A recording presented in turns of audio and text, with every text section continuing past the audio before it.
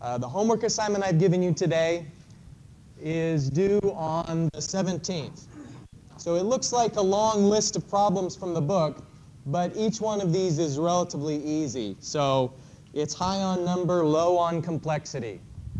We won't have a chance to go over every one of the topics here until next Tuesday. We're going to be covering one section of the book, two sections of the book, but you could probably figure them all out on your own because nothing we're going to do here in chapter 15 is really that groundbreaking. The whole chapter is easy stuff. And that's, I think, kind of intentional that towards the end of the semester the material gets a little bit more light, and that opens up more of your time to focus on finishing the project. The fact that we've only got one more assignment, no more quizzes, and that these are easy problems gives you more time for the project. Do you have a question?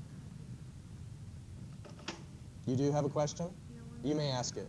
What is it? You forgot.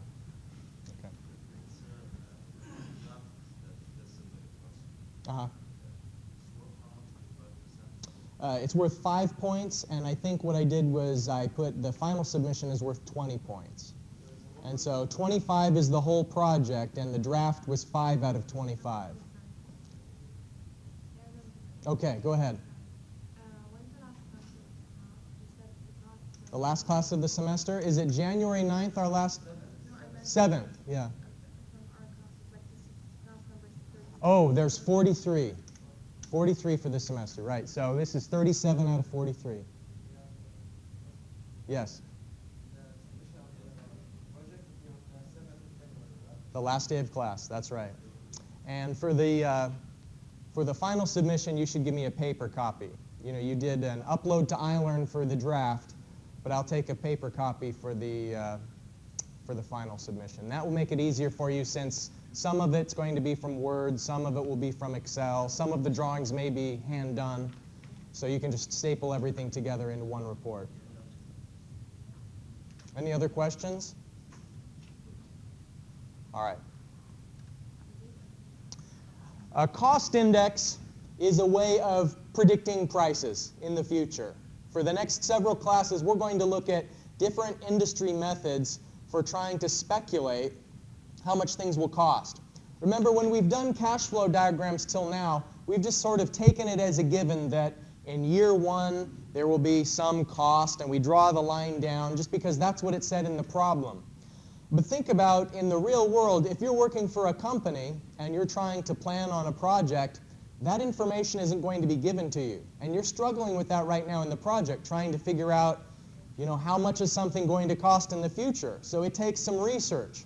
Well, one of the ways to make those predictions so that you can make a cash flow diagram and so that you can determine whether or not a project is feasible based on the future anticipated earnings or costs, one of the methods is using a cost index. And that's just a numerical ratio of how much things cost now to prices in the past.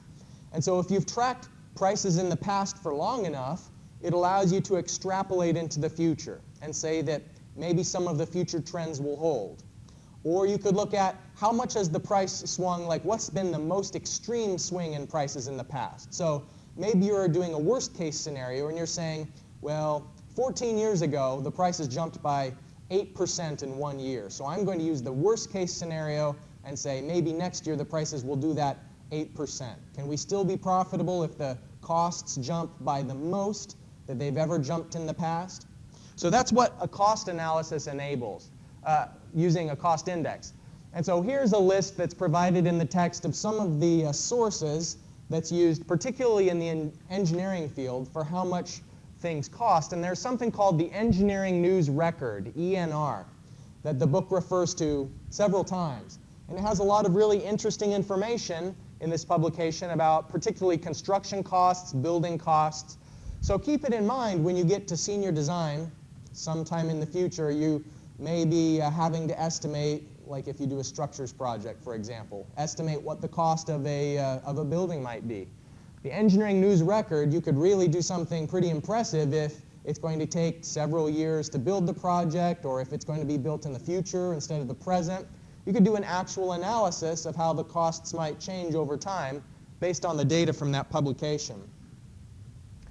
Here in the UAE, for consumer prices, there is a report that's put out every month. That's the Emirates Consumer Price Index.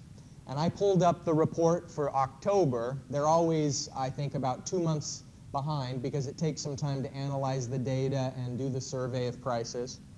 And so the figure is showing how prices changed over the last year. On the it's hard to see, but on the left is October 2014. On the right is October 2015. And you can see the trend is that things are getting more expensive. But what this mentioned is there actually was some categories that there was deflation. The report starts off by saying the national level indicates decreased prices for the following major groups. So maybe you'd already predict it, but transportation is one of the categories that prices went down. Fuel prices, right. Fuel prices have been going down. So during the month of October, on an annual basis, fuel prices went down by 4.12%. So that's a good savings. Food and drinks went down by 1%. Furniture and household goods went down by 0.4%. Now that's so small it's maybe not even noticeable. And then communications went down by 0.03%. And I don't even know how they measure that. That's such a small decrease in prices. But I guess you should take whatever price break you can get, right? And then the thing that the prices increased the most was textile, clothing, and footwear. So people are spending more on their sneakers, I suppose. 1.4%, yeah. Deflation reduces the CPI and inflation increases it. Exactly right. And there must have been more things that prices were increasing than they were decreasing because for most of the year, the price is going up. But for just the 1 month period, it actually went down. Yeah. Let's say the rates were much higher for deflation, and you're trying to purchase an amount in a large quantity. Mm-hmm. Like you're trying to purchase a certain product for large quantities. Would you buy it now, or would you wait for it to get cheap? Like, how would you think of it? Okay, so let's say in your hypothetical, if you're buying large quantities of televisions, maybe you're a buyer for Carrefour, right? So you have to ask, why are you buying a big quantity of TV? Is it because you think that your customers want to buy them? You know, like if you know that you have demand, then you'd buy it now. Like if people have already put in a pre-order, then that tells you go ahead and buy it now. But otherwise, you should delay to the future because it's going to be cheaper in the future. It depends on the product. It depends on why you're buying. Like if you're buying something because you want to use it, like for example, a computer. In 2 years, the computer you can buy is definitely going to be better than the computer now, right? So why don't you just buy the computer in 2 years? Because it's always going to be better in the future, and you need something now, right? So you settle for what's available now. So sometimes that's the case in deflation.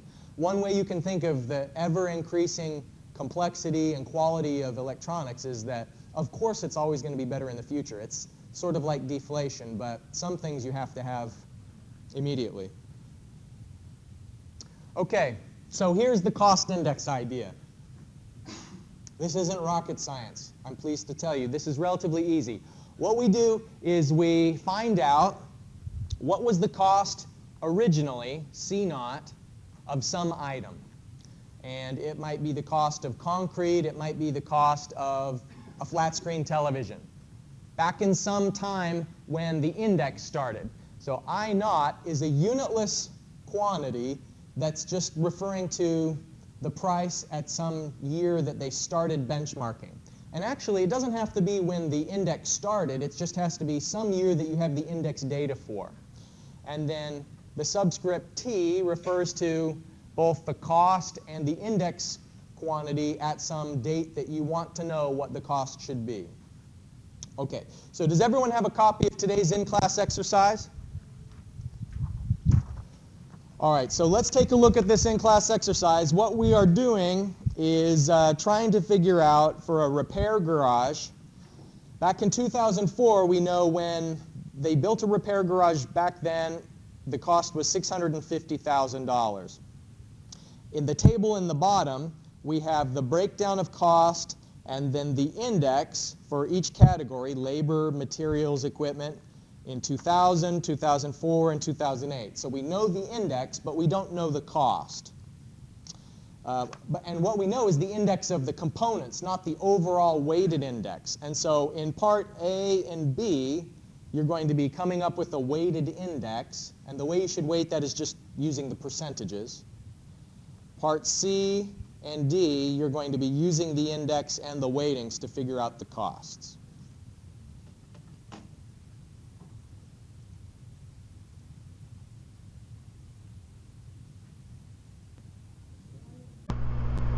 So what you can see here is the results for the in-class exercise, the index in 2004, index in 2008, and we use the ratio of those indices to get the cost in 2008, $778,691.